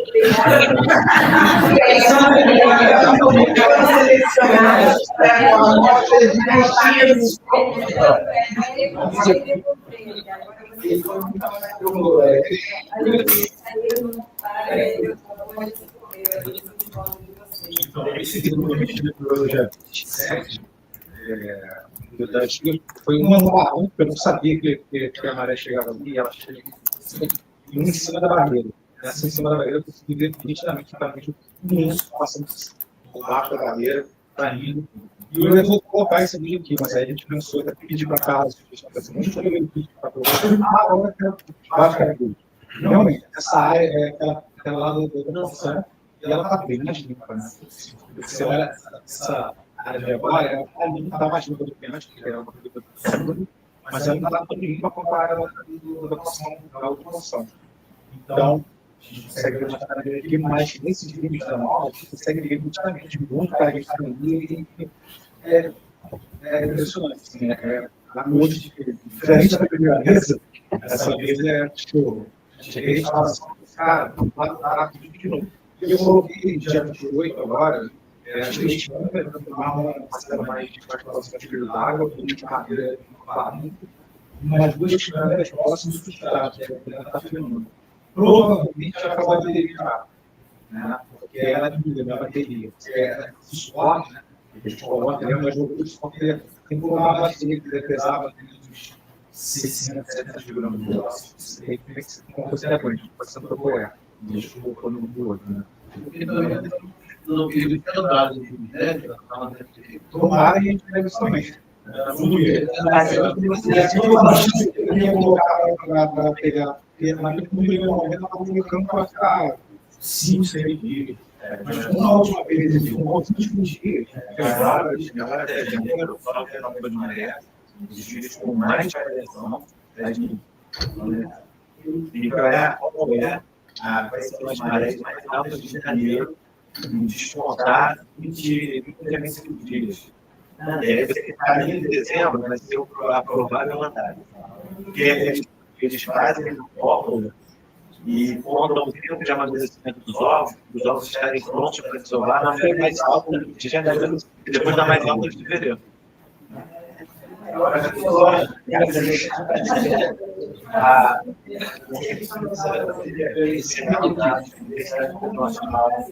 Da nossa equipe, com a filmagem do Thiago. E depois tem vantagens e desvantagens.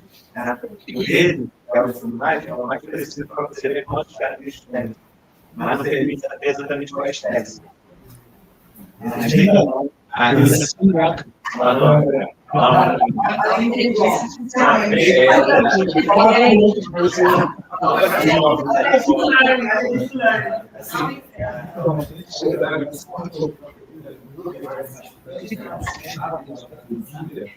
ela tem uma resolução muito legal. Ela vai dar uma certeza, né? Com certeza, mas espécie só pegando e olhando na pé. Então, assim, os dois métodos combinados, a gente vai ter uma maneira muito, uma grande precisão de dizer o quanto a mão é toda. E a questão do comportamental é extremamente importante. A gente precisa saber como as pessoas estão se comportando nas atitudes. Uma coisa que me surpreendeu quando você fala que eles sabem, eles têm muitos entendem que é outra coisa. Eu achei que só pegamos por ele, né? E eles ficaram no pessoal. A gente também não sabe que todos os chegam, mas provavelmente é o cheiro. Você chegou nisso? O cheiro do lixo. Eu acho que o sedimento é muito chique. O sedimento é tudo obstruído.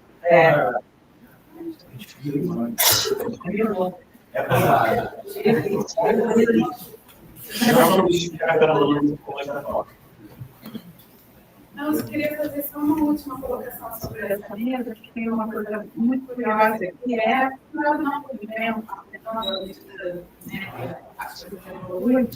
é o encontro da alta tecnologia com os levantamentos de dados tradicionais. É o que você acabou de falar. A gente começou a perceber isso lá no Parque Norte, né? Quando a gente passa uma realidade de mãe. que você não pode percorrer, e a Carla, com o armazenamento, né, do satélite, conseguiu mapear áreas super extensas localizadas para a gente, né, do mar. No campo, a gente fazia o levantamento e ela no funcionamento remoto a gente conseguiu tratar. Agora a gente tem, como você falou, né, o comportamento dos caranguejos, a gente vai poder observar pelas câmeras e vai juntar com seus dados. Então, assim, eu acho que isso é bem bacana de destacar nessa vida. A alta tecnologia potencializando a pesquisa que é feita no campo, né? E é a pesquisa de campo consolidando que é algo que nos estima.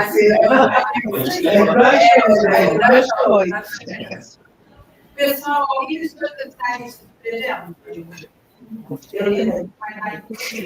A gente vai dar uma parada agora. Então, eu tenho 2 convites antes de. Primeiro, eu vou fazer a mesa.